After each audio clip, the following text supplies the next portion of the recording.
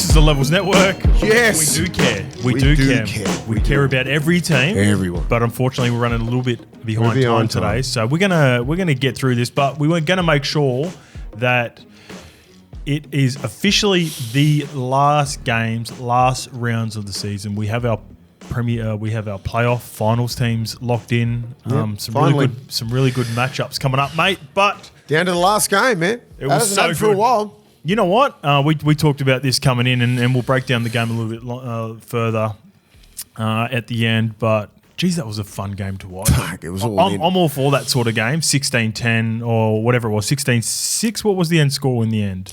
Yeah, you can tell that's the sort of performance you get when it means that much to you. Yeah. That's why semi-finals are extra 14-6, level. But that's why grand finals are like that. That's why semi-finals are like that, prelims, because everyone's in. And the great teams can really differentiate between getting like fucking up all the time every week. Yep. That's like why they're hard to beat, like Penrith, like Melbourne, like those great teams. And then the other teams who don't know how to get to that level, they fucking can't. It shows you what teams are capable of when they're when the game's on the line. Like the season is so long, the rule changes have implemented where they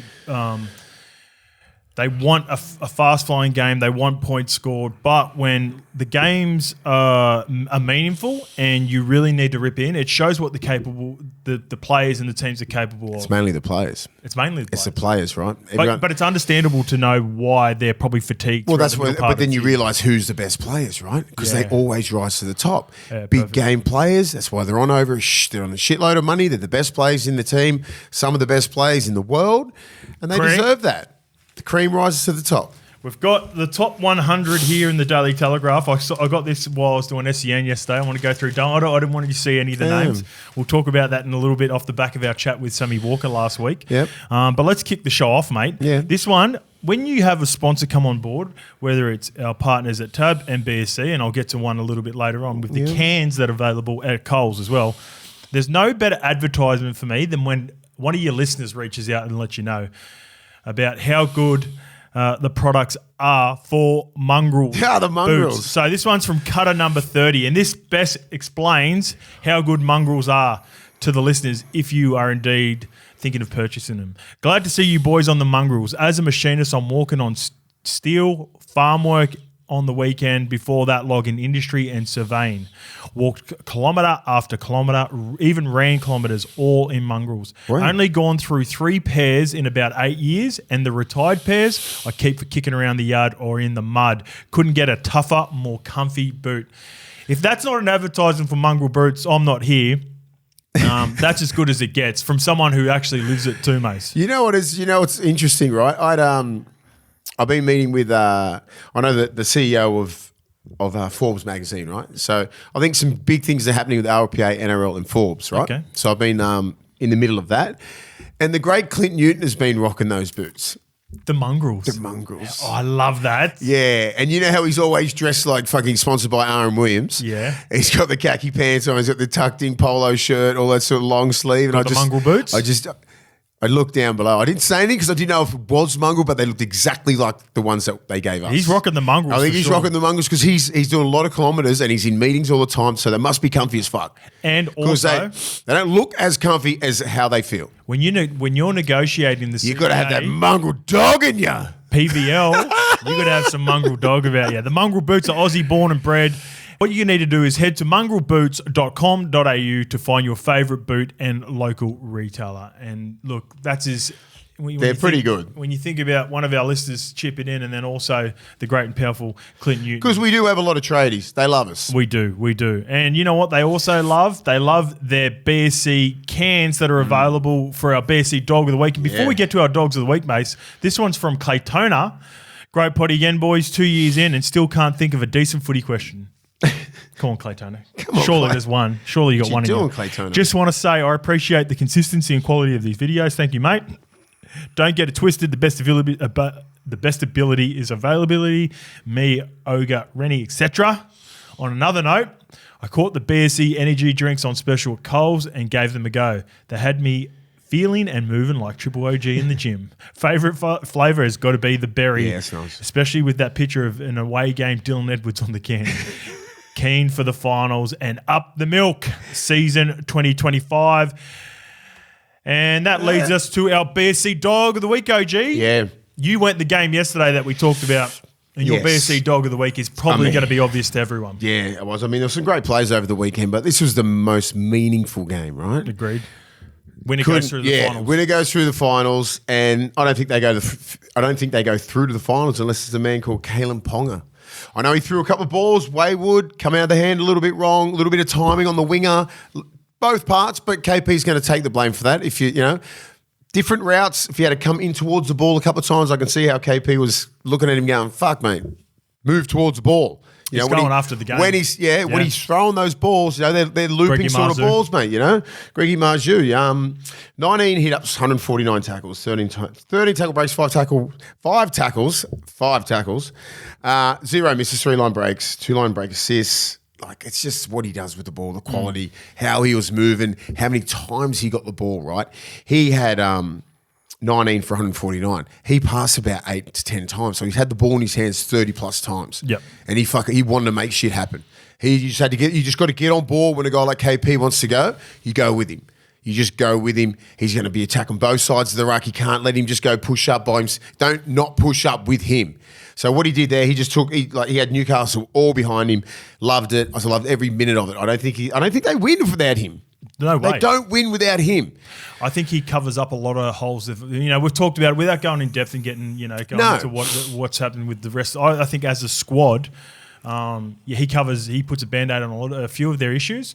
I'll say one thing he doesn't get credit for, and I don't know it's whether he's a pin-up boy, whether he is $1 million player, whether he's a good-looking cat, or whether it's he's missed a few games for injury. He doesn't get enough credit for his toughness. It's tough as fuck. How many times does he take a lick at the line, right at the death there, down the short side with Felice Kafusi taking a lick? And because he's had his HIA issues, I think people sometimes confuse those injuries with KP not. He's as tough as they come. And I know this is a huge comparison, but sort of early on in JT's career, he didn't get that credit until later on, until he was doing it into his twilights. Until JT was in year 10, 11 or 12, everyone noticed how tough he was because, he'd done his show and go through a lot of the times, and everyone just thought he was like a little bit slender. I feel like it's the same with KP. But he is slender. KP's built. You seen the legs on him? Like JT's fucking tiny. Little legs, little upper body. Like, he's not big at all. He's fucking tough, JT, right? But KP's like, when he's in the front line, right? He's not bringing it back at 100 mile an hour when people can they're looking to fucking hit you. Yeah, it's another wrinkle to his game. So JT's going to get you on a little bit of a dummy and this and that. He'll attack lines, but he's smart as hell. Like, there's no way he's coming off the back fence like a fullback. JT would be put in the fucking back row. Yeah, good point. But KP's coming. He's getting the ball, a 30-metre run-up. You've got 12 blokes wanting to take your head off. Yeah. Pick him up, drive him. That first contact is hard as hell. Where it's a different type of toughness. Fullback, if you're not built like GI is fucking 6'5", bloody 108 kilos full of muscle, right? Most of these fullbacks are pretty well built. KP's very well built. Perfect. Moves good hips. He's got good evasive skills, but he's still tough. Don't get it twisted. He is tough, mate. He's very tough. It's very handy in this day and age to and the have a footwork, good lower base, the late footwork. You think you got hitting him on the chest, bang, arm tackle. Yeah, you can be as smart as you want offensively, right? And you think you can dissect a defense, but every now and again, someone's going to get you. Oh, they're going to get you. And those two guys, they get got. But they try and kick that way because they know he comes predominantly off his left foot. Yeah. So if you put a big line on him like that and just try and bit of an umbrella defense, someone's trying to lick him. Yeah. Just good luck. Yeah. And he's just very good. And defensively, he had no misses. And he also he's a very good defender. What's the word? He'll put himself in a position very quickly on breaks, and I think some of the best fullbacks do that now. Where if something presents itself ever so quickly, when you've got guys like Hamiso Tabuai-Fidow and Trey Fuller, any little half break that Jeremy Marshall-King or some of these halves can create, if it turns into a 30-metre break with some support, then they're in trouble. Kalen come in a couple of times, bang, made a quick pass, shut it down, and then the rest of the defenders could come and play off the back of it. So, yeah, I agree, one of mate. the greats in the making. Dog of the week. Unfortunately, my dog of the week, is against your Bulldogs, mate. Well, I talked about it last week. I think what best represents who the Cowboys are is Jeremiah Nanai, and how when they're on that edge, they can be as dangerous as anyone. They can beat anyone in the game. Now, if Jeremiah is on and Hylam Lukey Stowe can have a game like this and be as dangerous with Tommy Dearden and Val outside of him, Murray Taulagi, it's a dangerous team. That is arguably one of the most dangerous edges in the competition, still running in the finals. And both edges. Lukey was outstanding. Yeah, right edge is good. Yeah. Yeah, you've got Vilea. Just because you haven't got Val on that left. Well, you got Vilea, you got Clifford, guys I told you before, I love Vilea. They're ascending. Kyle Feltz and OG. Jeremiah is obviously the key on that edge, but their left edge is as dangerous as it comes. And Lukey was outstanding. He had 11 carries for 139 metres, 42 post contact, 4 line breaks. 4 line breaks. He had 2 a year before this, so he just had a day out on that right edge. And you got the right edge was the edge that was fit for the Dogs. It wasn't the left edge was the one that was busted. So you had Critter back. Critter was there. Carraz was there, Sexton was there, and Jacob Preston was there. That's their full right edge. That's their full right edge, and the left edge was busted. So 19 tackles with 0 misses and a try. He is a player. He just needs to – I just can't wait until Lukey is able to string 10 solid games together. He's destined for rep honours. He is. It's just a matter of time. Yep. And the body just needs to grow. He needs to grow into his body. He needs to fucking harden up a bit. And it's not on him. He's young and he's had a few injuries that have stopped his growth. You throw another 2 pre-seasons in there, he'll be back row for Queensland. Yeah, I think so. He's a Cairns boy. Imagine if him and for the Cowboys, him and Jeremiah then on probably edge. got the dog of all dogs, Cotter at the back. It's a fucking great team. It is a good team. Do not fucking sleep on those guys. We said at the start. Me and you have been high on We've been high, but we're fucking. It's like a team of bipolar. It's fucking like Manly. It's like fucking, jeez, what happened? You know what I mean? Like, how do you go from that to that? Like, hey, different ball game now. Different ball game. It's do or die now. Harlem Lukey Stowe, he's a fucking gun, and I love him. When we went and did that. The golf day up there, we were hung as fuck, remember? After fucking mad cow. Yeah. And I just stayed in there drinking with some old birds. Yeah. A couple of 60-year-olds, just locking horns with them. Yeah. They were drinking. They're the ones who got me. They'd BSC cans all over the fucking table. But like they were going, it was like what, 9 o'clock, 10 o'clock in the morning?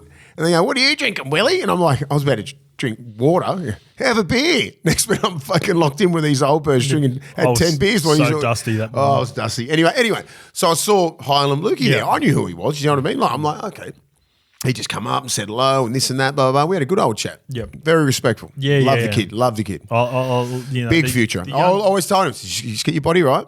And because I think he was injured at that time, I said, get your body right and you'll fucking dominate this game, mate. Yeah, I don't think he's played. I don't reckon he's strung 10 games together during his whole career. Man. I just don't want him to be that sort of player because you see that a lot, right? Young kids come through, meteoric rise and then down. Best ability, availability, and that's why he's out in the field now, dominating. Because if he fucking does that, catches fire like Jesus. Because when he starts doing those lines, because they're very tight outside the 3-man, center's got to come in, and guess who's going to be around the back? Drink water, Drinky, it's fucked. And then you got Val Holmes, boom, boom, boom, try. Dangerous edge. Well done, Hylam Lukey Stowe. This one is from Damien Kearns. Damien Kearns, he's always interacting, whether it be writing comments or replies or replying to people throughout the show. He's a big supporter of the show. Max Plath was this year, Horo. The year's gone that quick. You're adding an extra season to the young man's career. It felt like... What? This is his first year? With regards to the hip drop that he had this year, I thought that was last year. It was round 4. Was it that? Was it early? Yeah, it was really early. And remember, I said, look, if they're going to, because Max Plath didn't really, he wasn't established, and I just said, look, if you're going to throw someone under the bus, that's right. Throw a young kid, to sort of go. Set and I was like, 10 weeks. Set the precedent. Yeah, set the precedent. Then you won't get another hip drop because that's half your season gone. Yeah. You could do that to a young kid. You can't do that to Well, you don't want to see it. You want to see the Harry Grant, Munster, all these sort of blokes that you want to see during Origin and that. But like, you can get a guy who he got 3. You wanted him to get like. I just 6, think they should have sent a message. Yeah, because it hasn't stopped, has it? Has a little bit. A little bit better. But I swear to God, you wear 6 to 10 off. You know, if you're a young kid, you're like, I can't afford to do that. Yeah. Money-wise, you get hit in the pocket. You get boom, your next game's going to be in reserve grade. Well, you know what? I'm glad Graham Annesley wasn't listening because he's had a cracker year. Great year. And I'm glad that he didn't sit out an extra 3 games because of it, because he's a gun. Yeah, I love him. Shieldsy, this is from Shieldsy off the back of it when we're talking about the Cannonballs being the worst, I think, the most obvious one. Because it's direct. Because it's Well, this one, you remember this one. That Milne Cannonball on Munster this year was an absolute shocker. That is the perfect should have been example. sent off and given 12. Yeah, he should have got more for that. I love Tane Milne. I run into Tane Milne a little bit. He's a fucking great guy. Yeah. He's just a crazy bastard on the field. He just had a little bit of a brain explosion. He just gets through. Oh, he's good for one. He's good for one every couple of months. Like if he just got that part out of his game, He's got everything else. he's a pretty good player. He can play. He's just fucking crazy. Is he Fijian or New Guinea? He's Fijian. Yeah. When he plays through the middle sometimes for Fiji, I think it fatigues him. Plays lock, eh? It takes all that shit away out of his game. Yeah, he can. Sometimes he gets, I think, a little bit bored and gets a little bit restless out on the wing. But he can run for 20 he runs 20 carries for 180 metres and he just doesn't get the credit for it because he does dumb shit like that Cannonball. That's why. Love you, That was the Tane. worst play of the fucking year. All right, this one's a hypothetical and I like this one. This is from Tippity Top. 8469. Hypothetically, imagine if the powers to be decided to make the playoffs more exciting and to reward Melbourne Storm for a stellar season. They get to choose who they play first from the rest of the top 8. If you are the Melbourne Storm, who are you picking? Someone you can beat? Or do you go tactical and try to knock off one of the big dogs? And they're straight out? No, still as in... Still the same sort of formula? So the formula would be...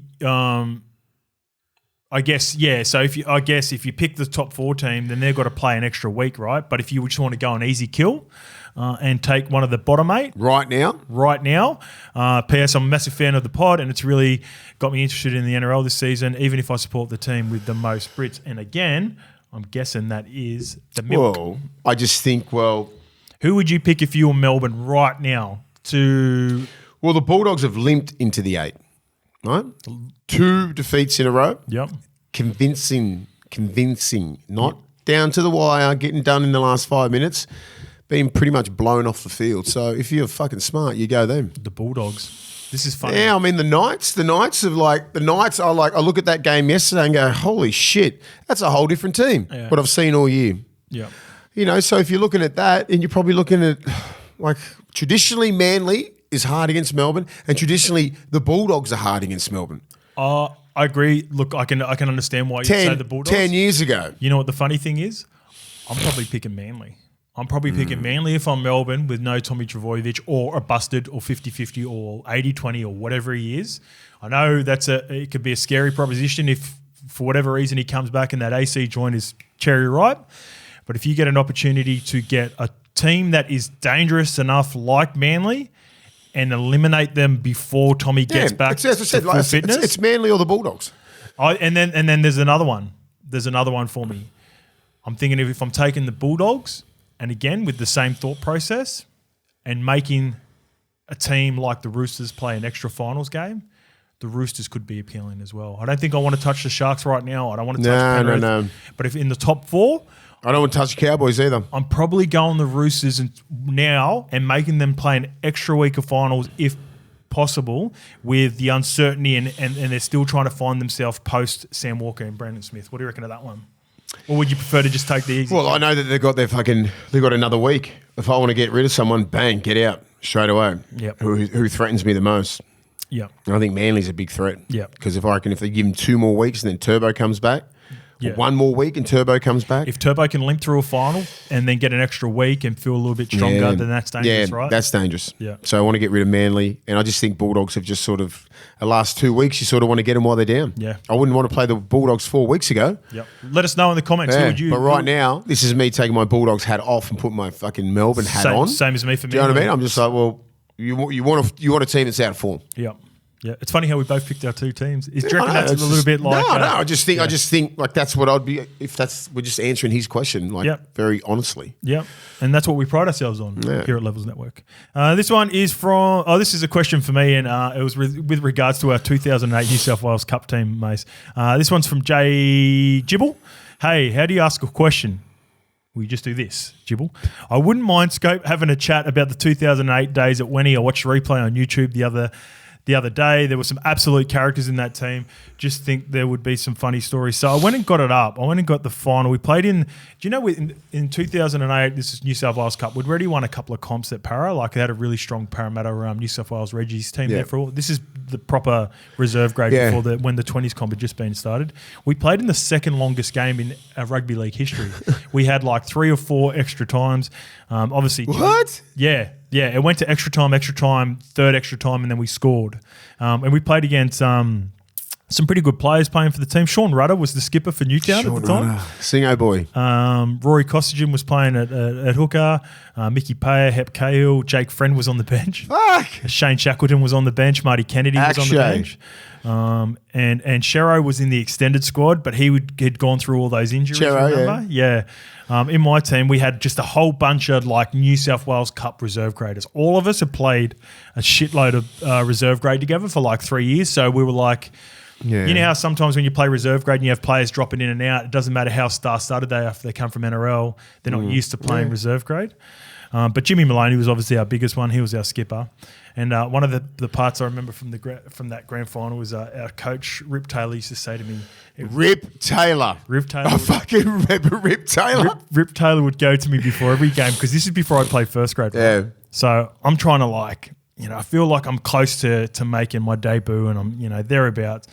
So I was playing okay. Yeah. But I always used to just chance my arm. Like, run a little Anthony Tupou play down the short side with Jimmy Maloney at the back, or I used to love hitting the stinger down the short side on a 3-on-2. Yeah. And Rip Taylor would always say to me, "Don't piss before you get your cock out, right?" Before every game, because he knew I was just fucking super loose. I run on because I started off the bench. I missed 2 weeks before this grand final. I come on off the bench, try to do that little Anthony Tupou play down the short side. Where they out the back, and instead of just doing the dummy and then out the back, hit the dummy to front guy and then hit the guy out the back. Center, Jimmy. Fuck, that was a good move. Jono right outside me, Jimmy Maloney out the back. Instead of just doing it the traditional way, I come on my very first touch. I try to do the tunnel ball to the winger. It gets intercepted. We make the tackle. Oh, my God. I can't remember what happened after that, but I remember fucking the trainers coming out. Oh, that's ballsy. Oi, that's ballsy. Yeah. And that just summed up like fucking why Rip used to tell me to just fucking calm down and get into your work. That's a gangster move. Tunnel ball. Oi, you know what? If it comes off, you're a genius. Yeah, I look like a king on TV because we never got TV games too. Yeah, but it's the hang, and then if you it's like you need Joey John's fucking wrist control. Like it needs to be quick, bro. Yeah. Can't have a slow release with that. Yeah, I don't know who saved the try for me. But, who intercepted it? I'm looking at the team here. Did he go to the fucking team? Sean went to the house. Foley. It was Byron Ford, I think, bro. Bizza. I think it was Bizza. Yeah, the Biz. I think Bizza must have did it because I would have remembered if it was Foley. Sean Foley, who was one of my good mates. Axel Foley. Anyway, how long was it? Was it right near the line? Was it 90-minute try?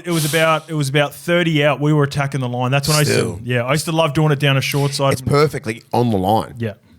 Hard to read. Yeah, very hard. That's where Anthony Tupou was the best at that. He was the greatest. And then Gifty took it off him. Rooster. Then Gift, yep. That's Toops' move. Yeah, we caught it Rooster because Braith and Toops used to do it together. Yes. Yeah. Beautiful move. Anyway, let's get to our RLPA Player of the Month. Sorry, I can't believe they don't try that now.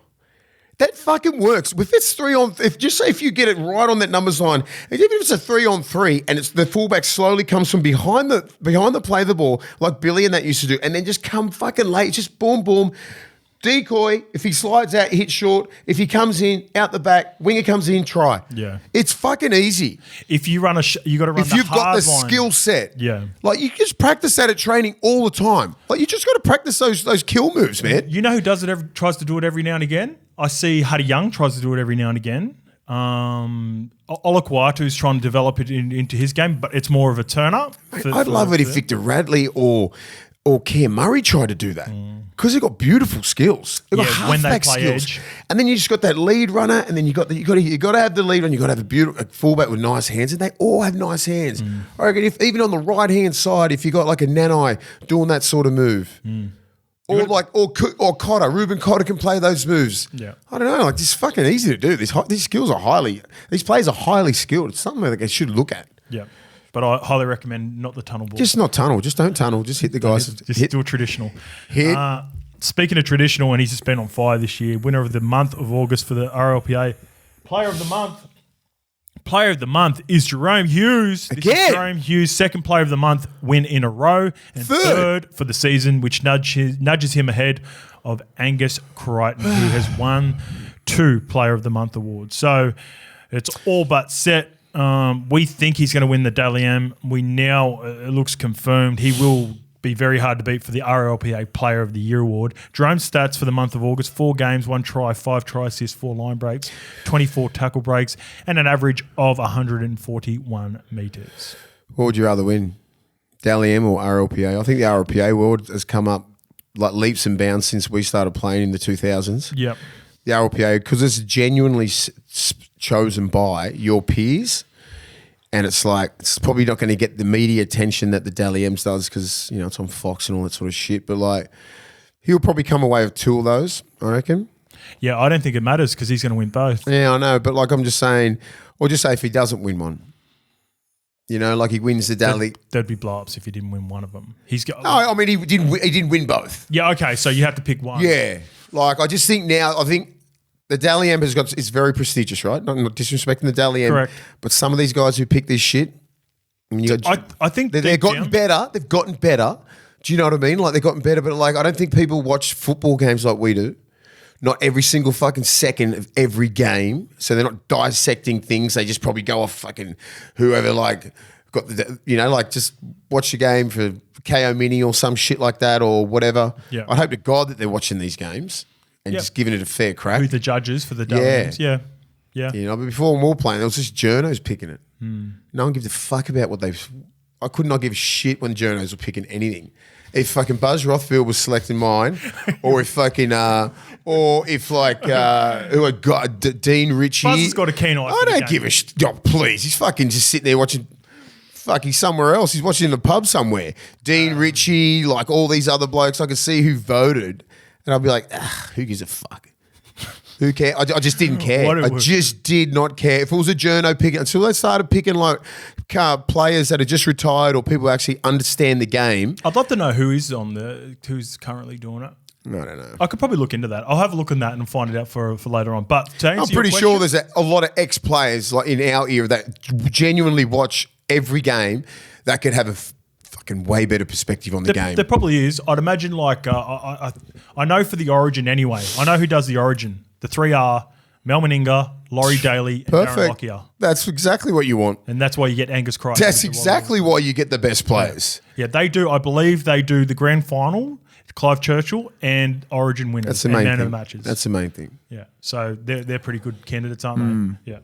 All right, mate. Let's get to the Dally M's and our 2024 predictions for this year. So this is still pending.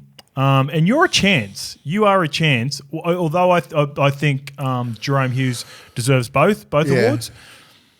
You selected Kalen Ponga at the start of the year, and I selected Nathan Cleary. So it's not like we can, you know. If they had just say 26 games each, it would be fucking hard. Injuries up there. Injuries fuck definitely KP stuff and Cleary up like fuck. Yeah. I think Nath was still like thereabouts even before he missed the second. I think they're both going to finish top 10. Yeah. Maybe even higher. Yeah.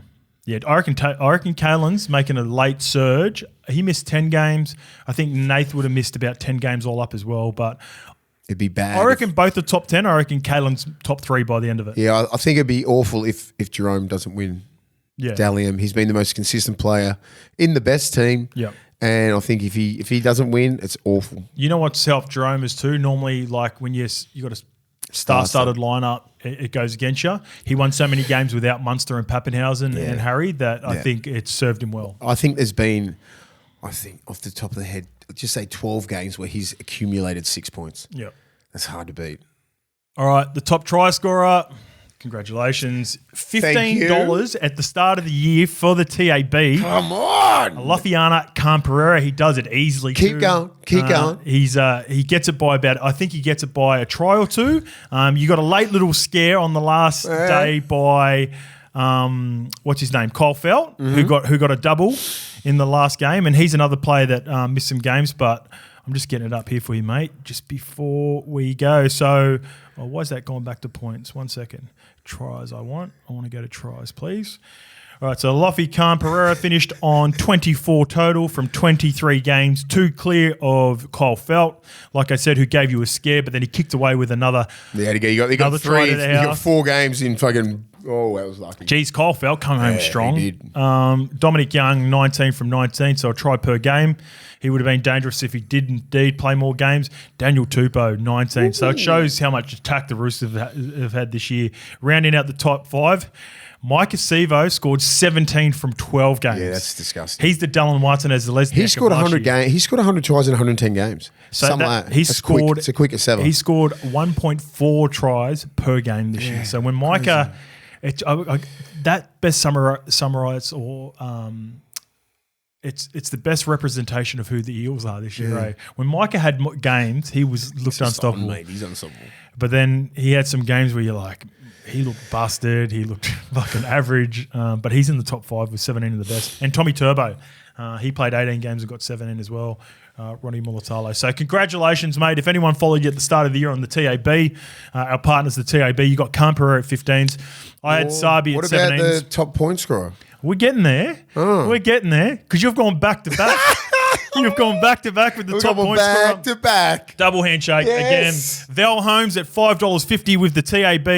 He did kick away from Val. Nakatoa. Asako in the last round. Thank you, Val. And thank you to the Bulldogs who made him look even better in the last round.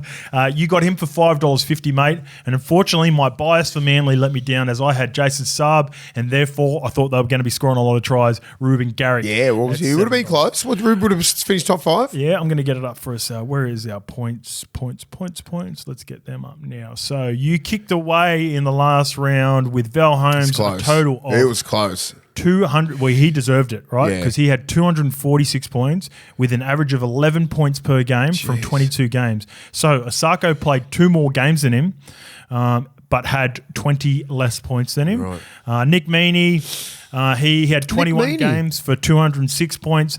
Little Sammy Walker, that injury right at the death going to cost Sammy because if they plays in that game and they put on a score on both South Sydney and Raiders, he would have gone very close. Yeah, he just doesn't score as many tries as Val. And Ruben Garrick, my pick, he had 22 games for 190. He missed a couple of games with HIAs throughout the year, but it's very hard. He would have been close. Because, I rate him. In saying that, they both played the same games, him and Val got him by 56 points. So that shows how... He had a couple of games where he scored 20. They're getting a good player there at the Dragons next year. And when you're missing a guy like Zach Lomax who can score tries and kick goals, good replacement with Val Holmes. Try he scored on the weekend. Set up. Fucking hell. Just that first one, the first minute. He's a freak. So what are you...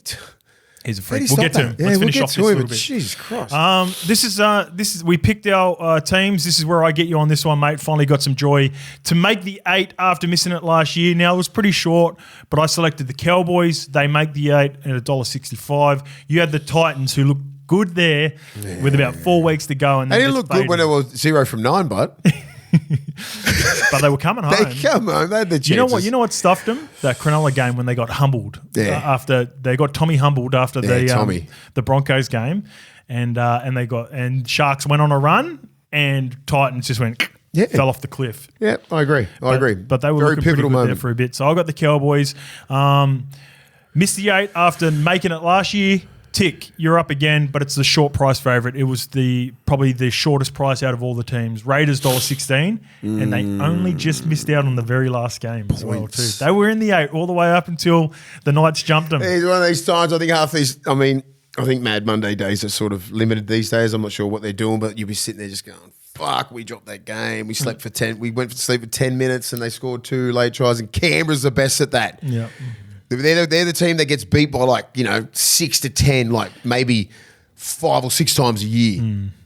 That's why it's so hard to put a fucking old head on young shoulders and play every game and play every minute like it's your last fucking game. Well, that's why I thought they were comfortably going to fall out because they really lost a few OGs. Now they're losing a couple more, Elliot Whitehead and Jordan Rapana, but I'm not betting against them. No, you don't. They're a team. They're gritty as hell. I think my pick, Sharks $1.80 to miss the 8. Next year. Selection. Yours this year, yeah. Awful. I don't know. I think you had I could see how you were doing what you were thinking of, because they fell off so hard last year and they didn't improve themselves this year. But they just improved as a system. Yep. And they're very gritty, and they're fucking coached by Craig Fitzgibbon, who's very fucking gritty as well, the way that he coaches, the way that he plays. Daniel Holsworth, shout out to him. He's one of the smartest brains in the game. Yep. I think he's a future NRL coach. Oh, wow. Huge. He's just doing his time out there. You got Tony Grimaldi out there. You got a Bulldogs contingent out there, really, which is good in their system. But yeah, the DJ's really good. He's their backs coach. He's their attacking coach. So he's out there all the time. Steve Price, one of the head coach, Experienced head coach. I love that. So Fitzy's got himself surrounded by a lot of brains. You know, he doesn't sit there and just run it all like himself. He's got a good system out there, and he's got a good fucking team. Yeah, they're big, strong, physical guys with a little bit of Nico Hines, Mulatalo, you know, all that. I'm really going to give the Sharks their flowers when we get to the Manly Sharks game. So they deserve it. I've got a few things to read out to you. You best represent what the Sharks are this year. I was completely wrong on them, and it cost me $250 the best too. I had to pay my mate. Remember, I missed the $8. Yeah, he had 500, wasn't it? First of all, $250 we had on it. So I paid him 3 weeks ago too, because they had already locked themselves into the 8. So you're death riding him. Remember they were on the slide? I was like, you weren't, but it was funny because I was thinking, going, I might fucking get this bet right. Yeah. There was a moment where post Origin, which we'll get to in a bit. 7 from 8 to win the grand final. Mace, you selected the Roosters at $9. Still a chance. Looking a little bit shaky right now. Scope selected the Melbourne Storm at $13. Oh, you arsehole. Yeah, that's good. You're looking the best out of both of us. I'm looking okay. So you're looking good. You've hammered me in the try scorer, point scorer, not making the 8. No, that don't mean shit if you can pick the grand final. I've only got the little kiddies. If I can pick the grand final, then the punters have clearly benefited from following you, but it gives me a little bit more. Oh yeah, it gets me back in the conversation. If you got the point scorer, which I got, $15. No, try score of 15. Try score of 15. Why didn't I put money on? You know why? Because I don't gamble. And if I do, I gamble responsibly. Correct. Maybe we'll have to put on. Maybe next. If we're going to do this, a little $10 next year. A couple of $10. And maybe we can borrow some money off the top 100 who have been paid. So off the back of I want to hear this.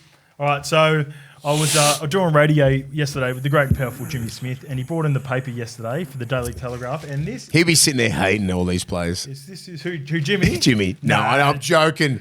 Jimmy's pretty good. He's got a. He's rich enough, Jimmy. Yeah, Jimmy's. He's loaded. Where is it? There was an article. I want to see who accumulated. Anyway, it's like 3 or 4 of the best Chernos. Doesn't have it in here. Anyway, if Buzz Rothfield's not in there, I'm not reading it. I think so. I think Buzz is a part of this game. Anyway, I want to go through. Can you just give me in the top 10? Uh-huh. Do you think you could name? What's the number you think? Could you name 5 out of the top 10 highest paid players? Yeah. All right, go. Give us a couple. Kalen, Cleary. 1, 2. Nico. No Nico. No 10. Nico? No, 14 Nico. Oh, he's 14. 14th highest paid. Cam Murray. No Cam Murray, 15. Latrell, 8. So you're 3 from 5. Trying to think. Reynolds. No Reynolds. Jeez. Not even top Ben 20. Hunt. No, Ben Hunt, not. What? Not the top 10? 18. He's on 950 and he's 18th.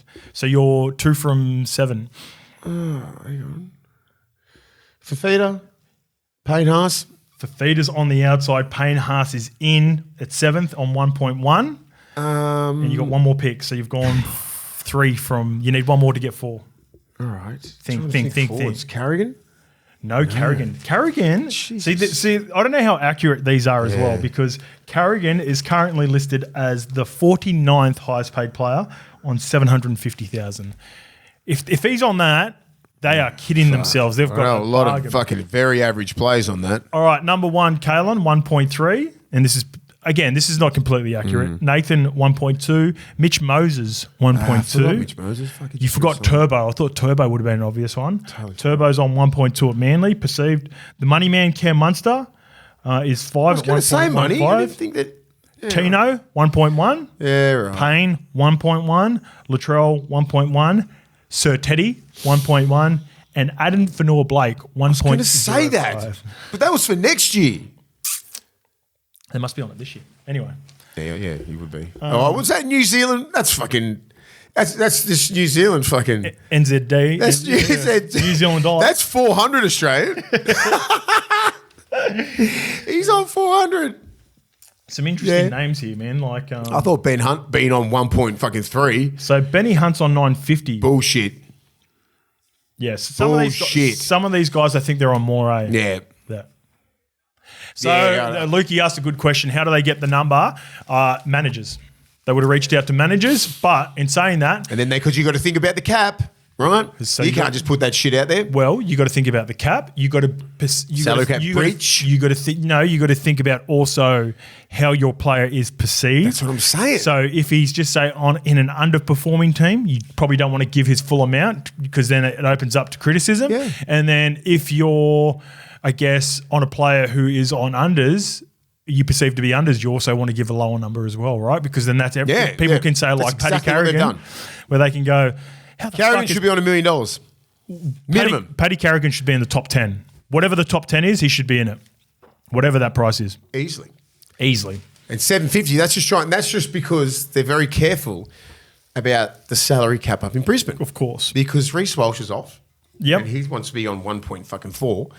And then you've got like Payne Haas is on. You only afford the perception is reality to some people, right? Correct. So I was like, Carrigan's our best fucking player, but he's only on 750. Shut up. So yeah, there's some games played in that for sure. Not completely accurate because it's definitely coming from managers. Yeah, it would have. That's being there because the CEOs and that are not giving away that information. Nowhere near it. So there's 3 or 4 journos. Therefore, their relationship with managers, and all of them would have a relationship with at least 4 of the 5 of the big dogs. Yeah. That's how they'd come up with that. So not completely accurate, but I thought it was a funny thing to just have a look at anyway. Well, let's get to Paddy Carrigan and his Storm. Only a quick one on this one. I want to concentrate more on the sort of the meaningful games. Fuck. This one killed me. I have probably had enough of the Broncos, to be honest, but just a few things that I noticed. With the Storm, just rub it in. I think the main part of the Storm is this competition set up perfectly for them. Yeah. They've got key players healthy and development players like Warbrick and Katoa and Liero. Fucking Warbrick. Did you see that try? He's beast. The skill set, man, to go there, change hands, and the balance that he has. Like, I watched that, I'm like, okay, like that's, most wingers burn you outside. He changed hands twice. The one for Meany for Hughes, or don't know. He scored it. Yeah, he scored. Oh yeah, He the one he scored boom, himself. Boom, boom, right. Left palm beat. I don't know what it was. He changed hands 2 or 3 times and was so well balanced. It's the first time I've ever seen him in a clear like that. This is why we fucking signed him. When he hit the scene, you could tell there was so much on his mind about like where he had to be positionally. And now he's playing with freedom of understanding the game fully. And just run. And he's dangerous. And he's a runner. And he's strong. Strong as hell. And he's an animal. And I think he's going to be he'll play for New Zealand this year. Yep, agreed. Easily. You put him on the wing. And if you want to be a convert, right?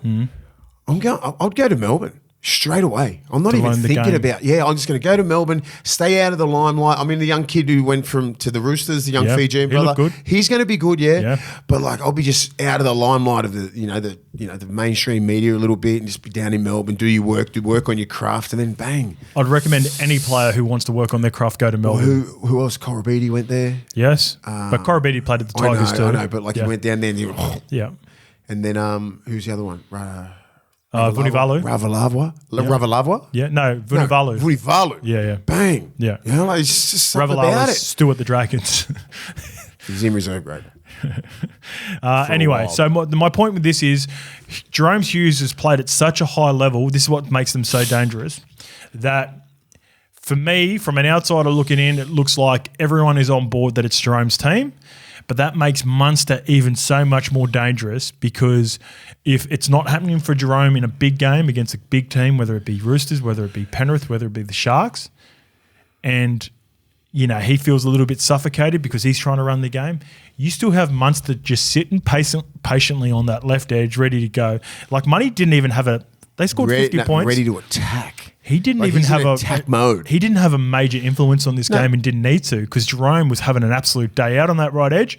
And it also, one of the most impressive parts that I love about good teams, and I've said this about Penrith in the last couple of years, it doesn't matter which edge is having a day out because they know it's going to be at the benefit of the team. Sometimes when you're carving a team up like the Brisbane Broncos in the fashion that you're doing it, you want to go, the left edge go, we want some ball. We want to score some tries.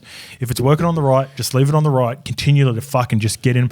Broncos, Kevy was changing positions of the back line the entire fucking game trying to figure out how to stop it. They couldn't stop it. No, non-stop. And just say, have just that luxury of having like money there, and you got Katoa, you got the other guy, like you got, I don't know who their back rows are. I mean, Katoa's on the Blore right, and Katoa. But Liero, like just fucking animals. Blore, like they just workers and they hit holes really well. They protect, they work hard from the inside, and their middles work hard. Harry Grant's there. It's the most complete team in the game. Yeah, I think it is. so. I really think it is. Yeah. I'm not sure with what happens to Pappy, but jeez, what a replacement far longer. Like I'm not even angry if like Pappy's out. I think they need Pappy to win the comp. As much as exciting as he is, I think far longer is probably a year away. But look, don't get me Doesn't wrong. look like it. If he does play, Doesn't look like he's a year long. Yeah. You know, I don't think so. I think if he's here now, I think he's arrived. I think for big moments, big games though, when you think We about, haven't put him in that position. yeah, we haven't seen it. Yeah, don't get me wrong. But Yeah, I know. I'm with you. I'd rather Pappy. I want Pappy at fullback, but I'm like, if he's out and not fully fit, the young kid's just going to step up, and he's got some X factor that no one has got in his whole comp. we've seen Pappy win a Clive Churchill against Penrith. I know. That's the thing. I love that, Yeah. and I think that I want Pappy, but I don't want Pappy at 70%. Well, here you go. I think they're so much better served if Pappy can come back, and he's like, you're correct. I want 100% they are. ready to go, but I think long term there's going to have to be a proper conversation, because as much as I love Pappy and he might be required to win the comp this year, I think long term you've got to figure out a way to get that kid in the game. How bad's Pappy's injury? Is it a cork or is it lower A leg? bit of a cork, I think a bit of a tweak. He, I think it was more rested than anything. Okay, so what do you do now? So first week of the semis, right? Pappy's in, I believe. I know. I'm just hear me out. Yep. You put Farlongo in, you get a week off. And then you get Pappy. I think prelim. I think they'll float. I think they've got to keep him on the bench. They have to. If something happens to Pappy with his injury history, I know. I'm just saying, if Pappy is not 95%, no one's 100% at this time of the year. Yeah. If you are, you haven't had a crack. So just say if I was always 100% at this time of the year. shut up. You just say if he's like, I just need one more week off, right? Then I'll be 100% in this prelim. And these are the honest talks that Bellamy's going to have with him, because Belly knows he's got old mate in his back pocket there, right? Yeah. I think he's got full trust in Pappy, and he gives him Full the trust decision. in Pappy, and he knows that you're going to come straight back into the team, mate. Yeah. But if in 1 week or 2 weeks can help you get back to fucking 2 games of time, the best games of your life, I'll wait. Sharks will be tough down there. They're always tough, mate. Yeah. They back themselves. They've won the game. They won their last game down there. They've won the last 2 down there, Yeah, I think. they don't care. Yeah. Sharks, they're like that. Yeah. Sharks don't give a shit where they play. Yeah. All right, we'll see. Broncos. Anyway, Broncos, sorry, awful. yeah. Bye-bye. Yeah, so after the yeah, what a fall from grace for the Broncos. They've got a lot of questions coming up, but I can't be bothered talking about shit teams anymore. They are done, respectfully, to the boys. Here we go. Let's talk a little bit about the Spoon Bowl. Eels 60 defeat the Tigers 22. I will say, at the start of this game, mate, it did feel like a finals type energy and nervousness. It did, because they built it up. Well, Gutho said after the game, and I was watching the presser, and he goes, they're like, oh, did it mean anything to finish 17th to 15th? And he goes, yes. Yeah. He goes, no one remembers who finishes 15th and 16th. And he goes, I remember when I finished with the Spoon in 2018 and I didn't want it again. So it did mean a lot to him. You know what I found interesting? Sorry. When they were running out. So this, everyone's like, what's Reg doing? What's Reg doing next year? Yeah. He must be going. He's gone. Yeah, I read that down. I'm not sure if it's common knowledge, but because Gutho wanted him to run out first, remember? And taking the kick. Yeah, little things like at Newcastle, when I was there, I knew it was my last game, and they tried to get me to take the kick, and I just said, fuck off, no way. Why not? Because I don't give a fuck like that. Just do like something else. Because like that, whether it's reposting shit, you're so old school. But people when they want you to take a kick like that, they want to show you like it's a term of endearment. Yeah, I know. And you're so old school with shit like that. Kids just go and take the kick. I said, no, mate, I'll take the kick off. I'll be taking the kick off when they fucking run it to me. Yeah, I remember that, and then I was like, nah, piss off. Love that. Anyway, so yeah, it looks like Reg will play his last game, and it come at a cost for the. I love Reg. He's still got a couple of. I reckon he's got 2 grouse years in him. I'd love to have him at Manly. I'm sure you'd love to have him at the Bulldogs. I think the Dragons are favourites. It depends on his relationship with Gus and Penrith Ciro. days. You know, like they've there known you him go. for years, and I'm like, you know, like just say when Reg was at Penrith, I don't think. I think they got rid of him. Yeah. So it's like, you know, I think he's matured. He's a bit older. He's a bit better. He's a better player. He's got a couple of Aussie jerseys. He's got collected a hell of a lot of things in his last 5 years. Yeah. So he could be. When Gus did that, someone, and you know, he was young and immature, and they were through that era where they weren't as dominant, right? And he was, you know, I don't think that he was. He was a highly touted junior. He would have been on big money. Yeah, and he at that was, point. you know, and he lived up to the hype a little bit, but he was I think he has. inconsistent. But like, he's played better football when he's been away. Yes, at Parramatta he's played his best football for sure. Yeah. You know, so I don't know. It'd be someone that I would look at and just go, okay, I could get 2 or 3 years out of this big guy. He's a fucking hard dude, man. I know you didn't like it, but it says a lot about a club and a team when they want him to do stuff like that. He's highly respected, just like you were respected at Newcastle. Yeah. You can tell he's highly respected at Parramatta. And I think I think Dragons. Time heals everything, right? And his maturity levels have gone up, and you know he's a family man now. So a lot of things have happened about in 6 years, and you'd like to think that he's a way better person. And I think he's a better player. Definitely a better I just player. think he can still. He just needs a change, man. He needs a change. 6 years there, I think 5 or 6 years there, grand final. You know, like I don't think he wants to change. I think the decisions come from Parramatta. Parramatta's got rid of him. Yeah. It's a changing of the guard, I suppose. And I'm not sure who they're going to change him with. I feel like because it's hard to come across a fucking front row. 2 years ago, he's starting prop or in the 17 for the World Cup. Yeah. He has a bad start to the year last year. Misses out. Don't jersey. make the 8, and doesn't make Origin. And then the next minute is he not good enough? He played game 2. Few injuries. Of 2023.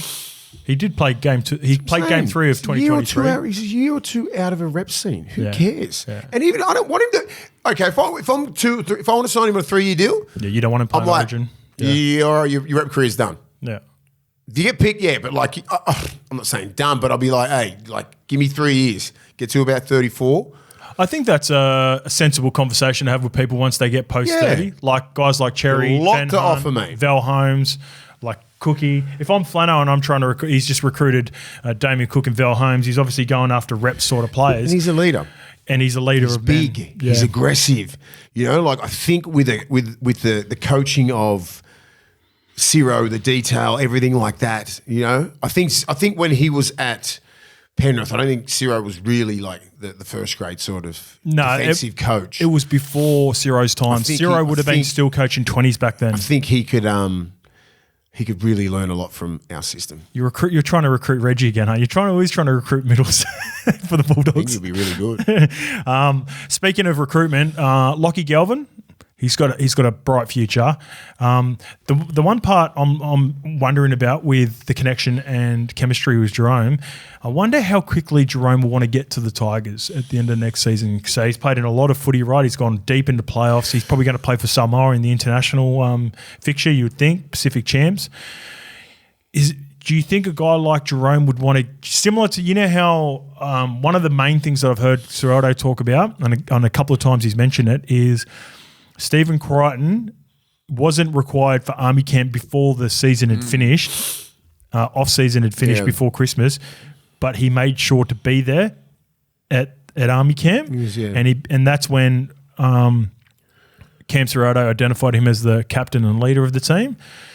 How quickly do you think Jerome wants to get in there and start building that chemistry with Lockie Galvin? Because I reckon depends how his body is. Yeah. He's had a few injuries this year. Couple. He's Lower body or not much? I'm just trying to think. Has he had like... Jerome's pretty fit, durable, yeah, pretty durable player. I think with the person that he is, the leadership that he does show and what he wants to be at the Tigers, he'll do what Critter did. Yeah. He'll come in early. A week he'll before set the standard. Christmas. He'll set the standard and they'll follow. Yeah. They will follow because he's that sort of guy. You know, it's not like he's a family man. He's not going to be in fucking Bali or Mexico or anything like that or like doing stupid shit. He'll have time, spend it with his family. When you want me in, coach, I'll come in. You can come, or he'll have a very flexible sort of timeline, right? Yeah. You can come in at this here or you can come here. all of them would be given till January, but I reckon Jerome comes in maybe He'll a take week his or two minimum 6 off, I think. And I'm not sure what he's been doing at Penrith, right? When he comes in. You know what I mean? Like, it's a different system there because, you know, everyone's on point when you come in. Everyone's, you know, like, so everyone will come in. Fish might come in at a different time, and Leota, you know, like the backs might come in different increments, but they're still fucking mentally on the same page. Tigers, absolute basket case. At the moment. Yeah. So they need to set standards. That's fair. And they need to come in, and he needs to be there. Yeah, it's a fair point. He should captain that place. He should go straight into the captaincy, and then all these young kids should follow. The developmental system out at Penrith is like they wouldn't even miss a beat with some of the players there. A lot of the players wouldn't even come back till January for Penrith, right? Well, that's the thing. A difference is like you get minimum 6 weeks off. Yeah. So just say if you've played fucking your first year, first grade, you get 6 weeks off. Yeah. Like, and you can't, and that's from the RLPA. Don't take 6 weeks off. It does, I know, but it varies. It's minimum 6 weeks. So if you're a vet, you get a whatever. Yeah. But if you've played 2 years in first grade, you get 6 weeks off. Yeah.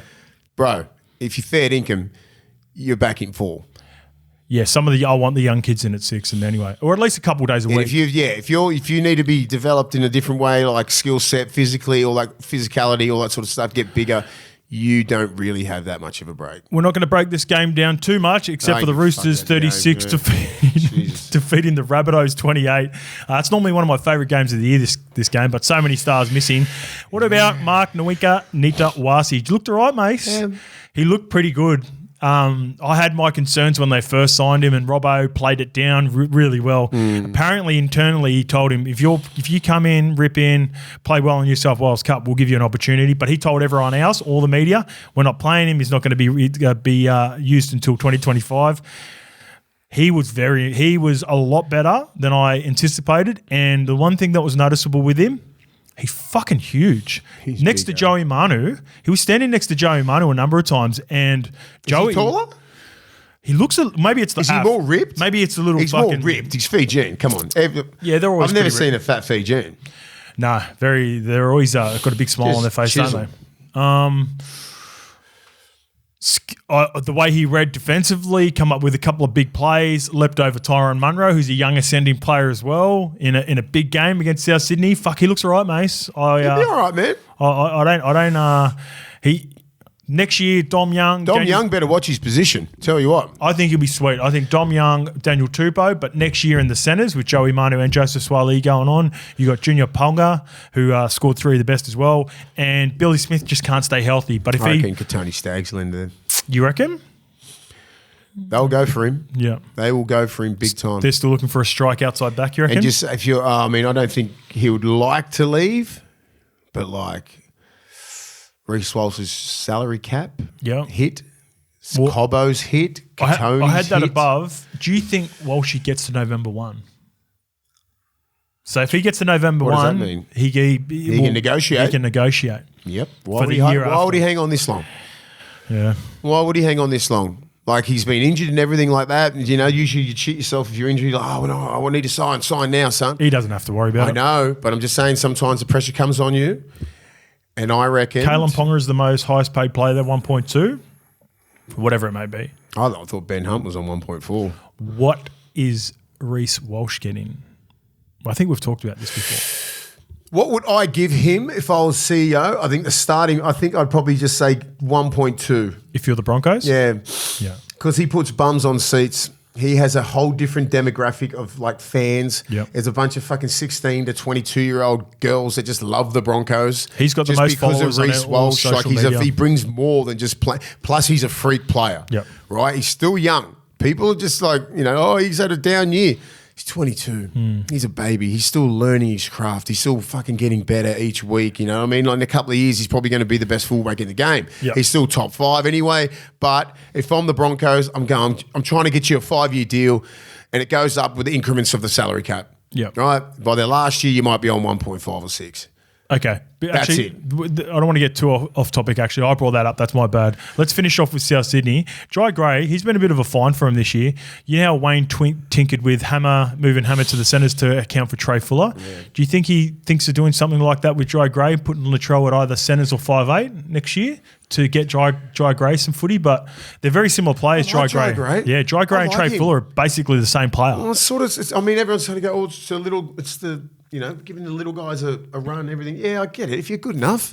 Otherwise, every little fella will be playing fullback. Yeah, true. But these guys are fucking hard. They're playing run above hard. their weight. They play really high, right above their weight. They can find their front. They're not getting picked up and ragdolled back.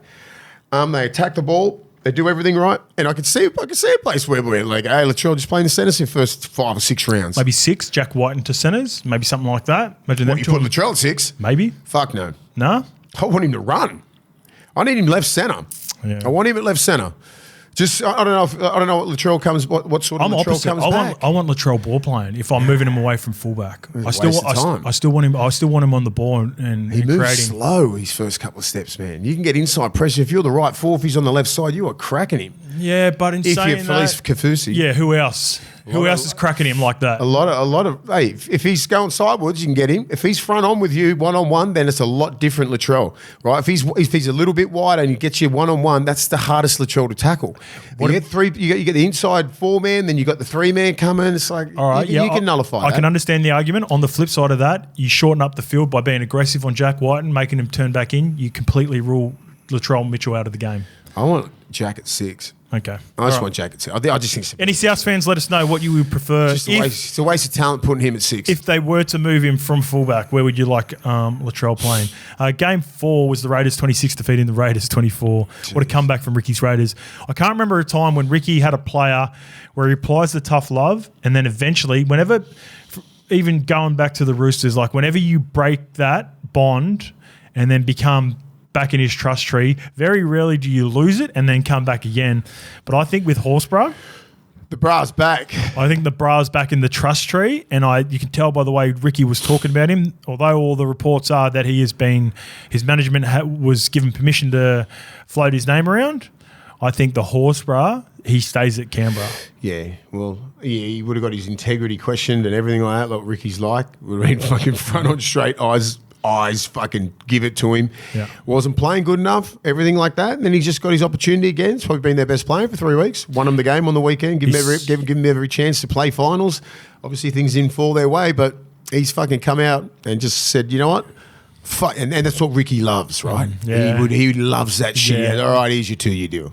Right? Yeah. You He's your upgrade. Yeah. He's the upgrade you you're proved looking yourself, for. mate. Yeah. Now start off fucking next year on fire. So not like this year. He missed the start of the year, I believe. Just injuries. He looked sloppy. He just didn't look fit. He was just making mistakes, suspensions, a couple of things that just threw his year off. He did his groin, and then when he come back from the groin injury, he had the suspension where he ripped into the fucking New South Wales Cup player, and then therefore missed another 4 or 5 games. just a year you just want to forget about. You finish a year off great. So I think Ricky does those games. He plays those games the best. Not much on the Dragons because we've got limited time. So Flano Liddell killed it. That's about it. Yeah, after Flano was frustrated, clearly visibly frustrated after the game, but he went from 5 wins to 11 in 1 year with the same roster and no key signings. Next year he's getting Cook, Val, and could potentially be getting RCG.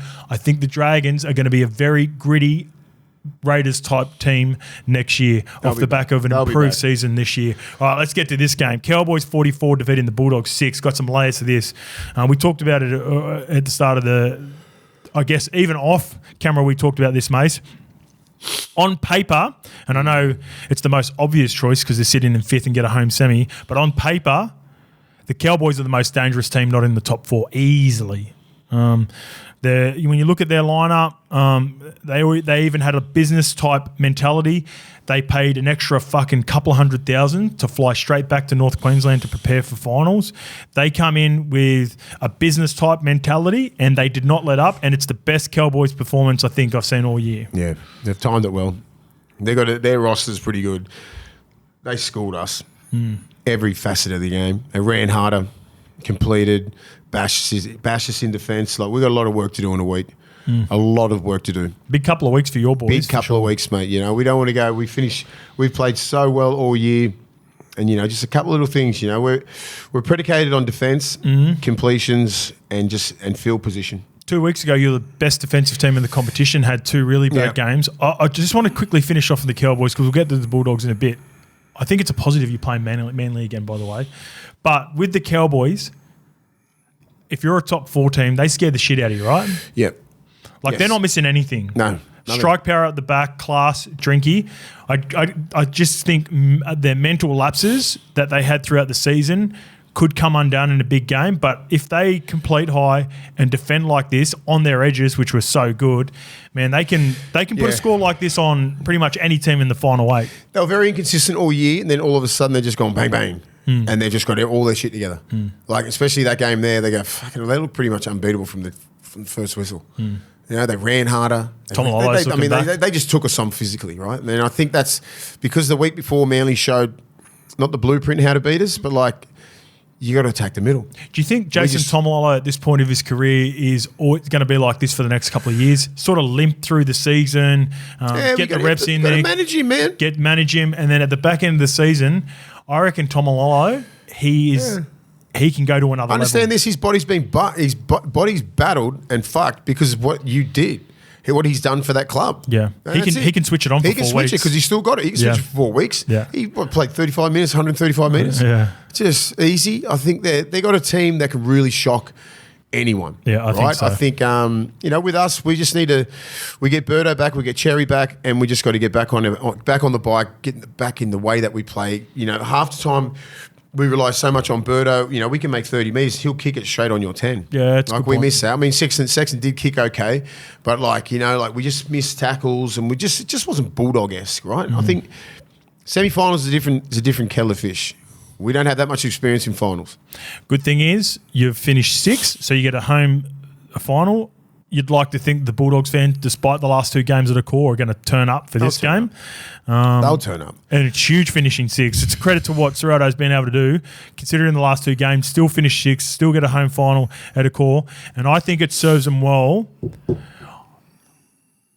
I don't know. From an outsider looking at it, Serrato, I think he would much prefer to have played either the Manly Sea Eagles or Cowboys in this game if it had played out that way, because you can right some wrongs. It's going to be hard. It's going to be a hard game. It's going to be a really hard game.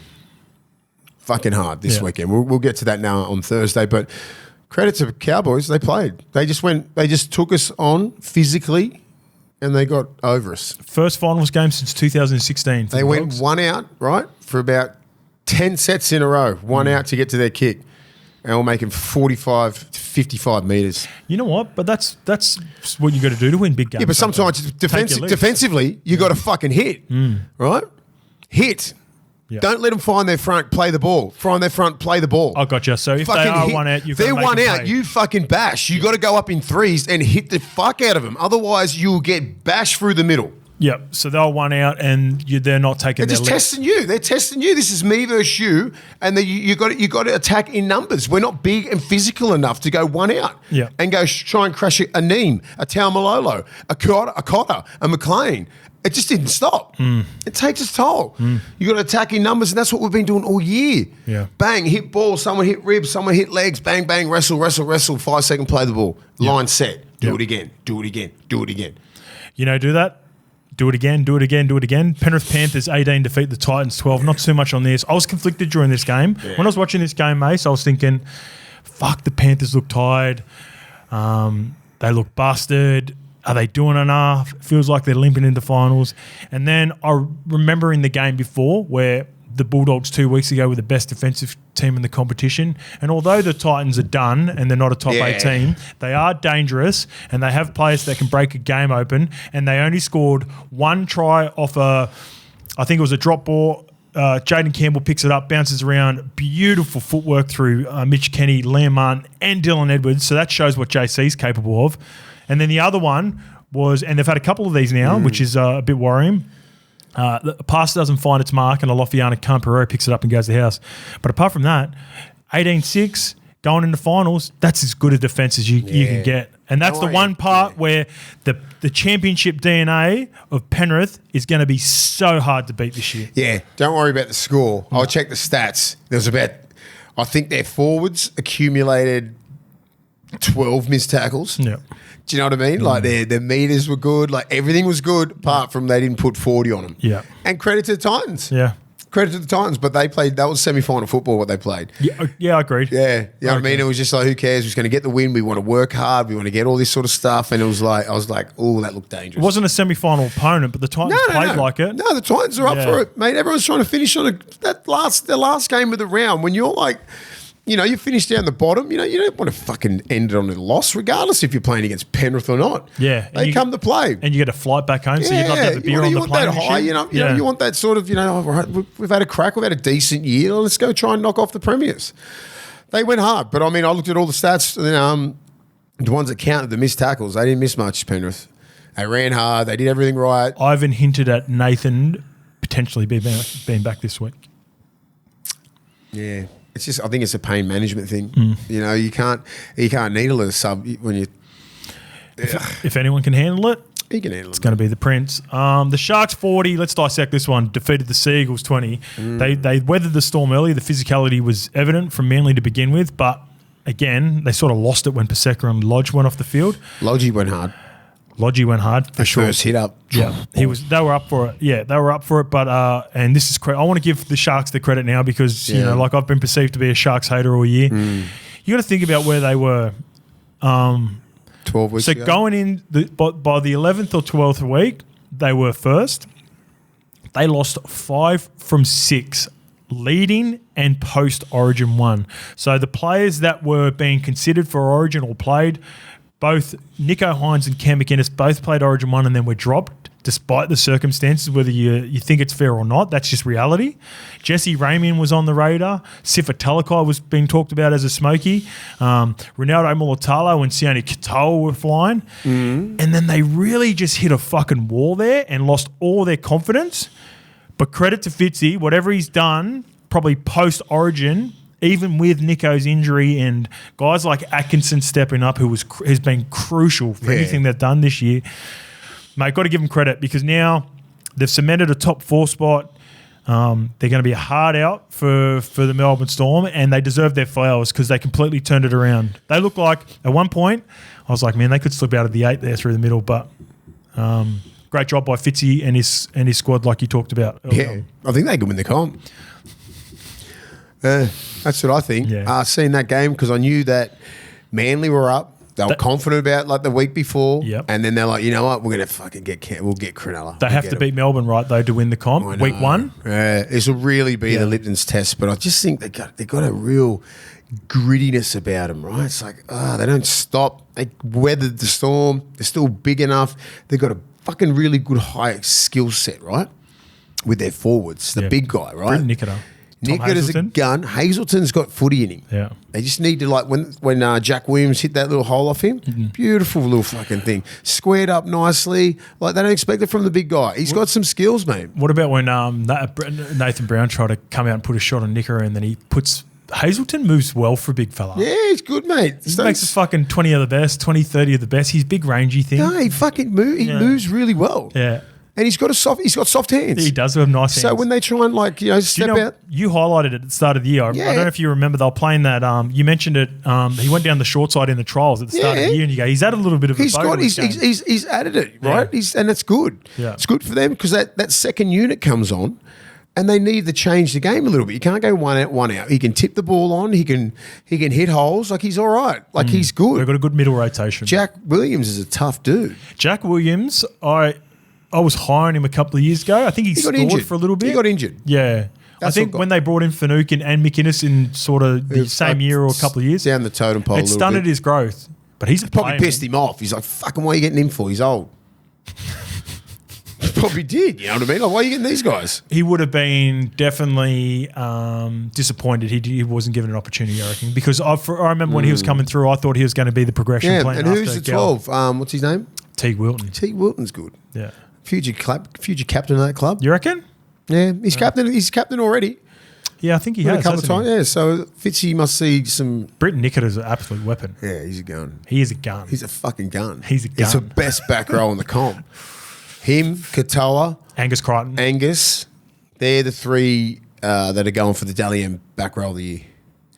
Yeah, Angus. Who Who'd you else? say? Katoa Katoa. and Nicketa. Yep, agreed. Katoa, Nikita, and so Angus is going to win one of them. Yep. And it's up to the other two. To Yep. get that Katoa or Nikita. Yeah, I think. And I think it's going to be Nikita because the last 4 weeks he's been the best. He'd be getting fucking 6 points. Yeah, Who else? Do you reckon recency bias is going to cost Katoa because Katoa's been unreal Katoa's all been year. probably more consistent. Yeah. But he's playing, as you said, probably You know ruined what, him actually, because he's playing such a star-studded team. I'll walk that back. I reckon Nicketa was their best with Will Kennedy and Sifatalakai when they weren't getting results. But now that they're winning, he's getting his flowers. And Because he deservedly started so. the year off really well as well too. Yeah. So he just said that when they went through that really shit part, Yep. you know, like no one was playing good. I reckon he was one of He's the... still playing good. He was still playing He was probably going their hard. best. Yeah, he was going hard. Manly, they're 1 year away from me. And I know they've still got a finals game this weekend, and I hope they win. And, you know... What happened to him, you reckon? I think with the roster that they've got, they're still missing an alpha in the middle, despite some good performances from the big boys. Tom has played 18 games, and they're about to play a finals game. Tick, tick. Love that for Tommy. And even though he's busted now, don't get me wrong, I think this is the first time since 2021 we've played finals. Tommy's played 18 games. I think he's going to be better for that next year.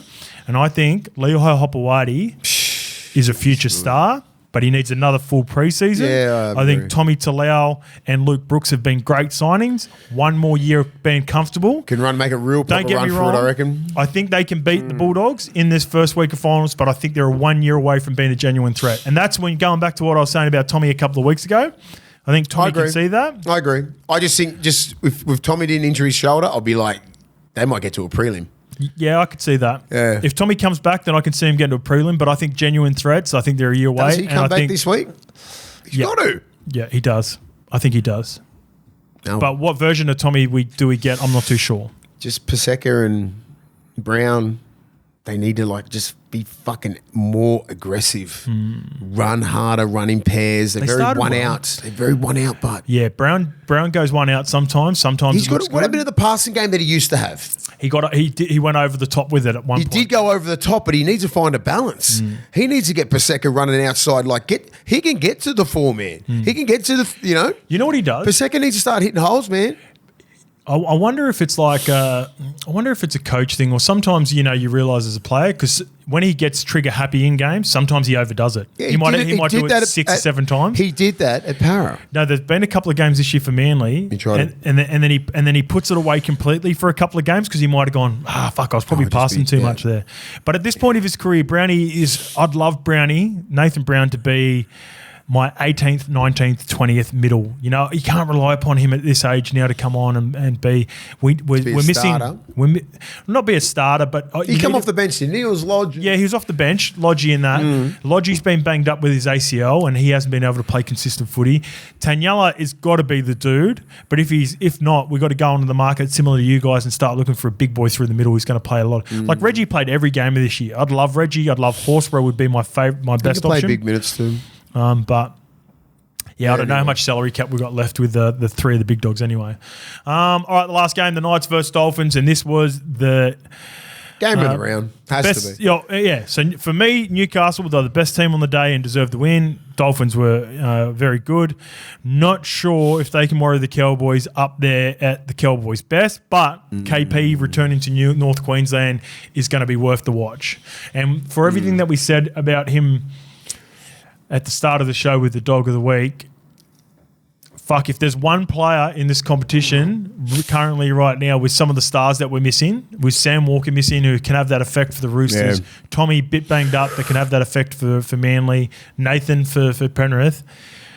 Geez, Kalen for Newcastle He's the only hope. He's overshadowed a lot of sort of question marks this Newcastle team have had, and they can beat the Cowboys. Do you think? Yeah, they can, but that's if the Cowboys play shit. Yeah.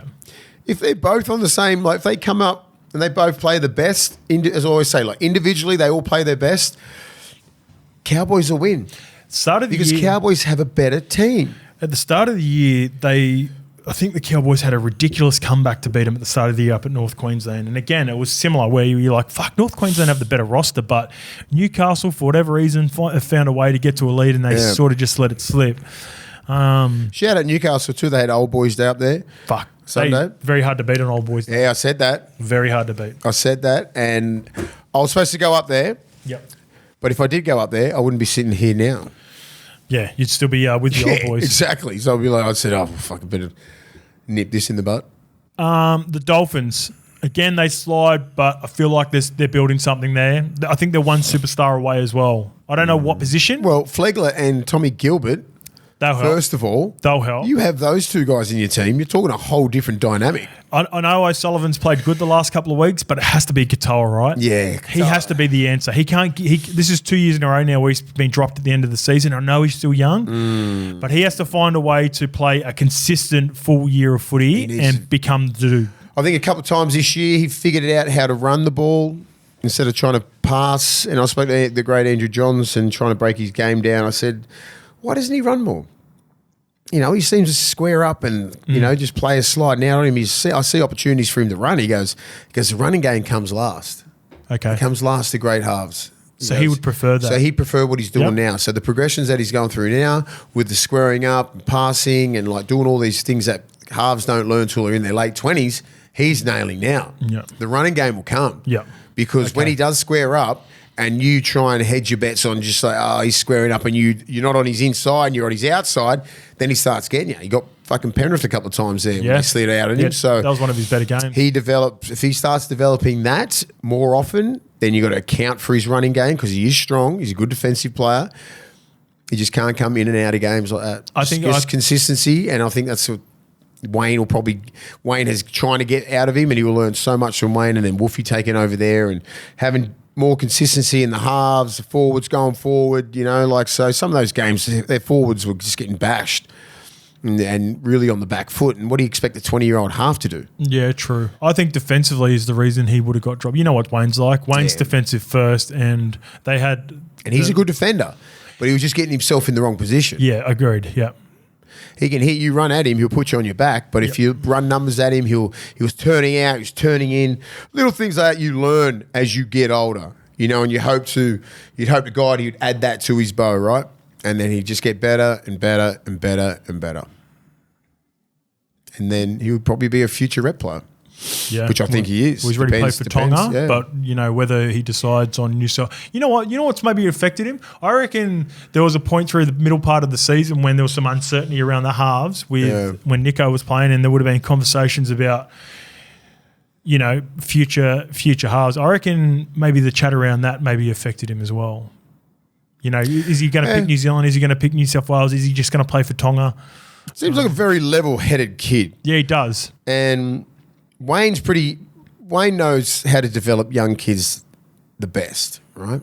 And you know, he would know how he would react to getting dropped, and I think he will react better in the better way of getting better as a player, making sure, because Wayne will break things down for him, what he needs to learn to get to this level, because he has all the fucking requisite fucking skills to be great. This is what you're missing. Work on this. You'll be sweet for next year. Yeah. This is what you got to work on, X, Y, and Z. If you don't, then you'll end up just being inconsistent, playing 3 or 4 years and then fucking just being out of the game. Well, Mace, you don't have to work on anything for next year because you picked the top try scorer, you picked the top point scorer, you've got who wasn't going to make the 8, and you're still on a chance to win the grand final with the Roosters selected at the start of the year. Roosters in Melbourne.